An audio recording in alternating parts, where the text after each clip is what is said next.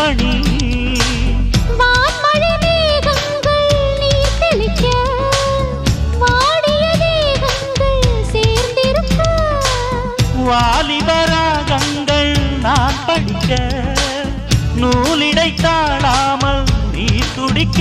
சின்ன பூவை தேன் வெண்ணிலாவை தொட்டு விளையாட ஆனந்தம் கூடாதோ பாண்டியனின் ராஜ்யத்தில் புயலாலா வேண்டி நின்ற பைங்கிளிக்கு புயலாலா கையில் தந்தே கல்யாண மாலை மையல் கொண்டே நான் இந்த வேளை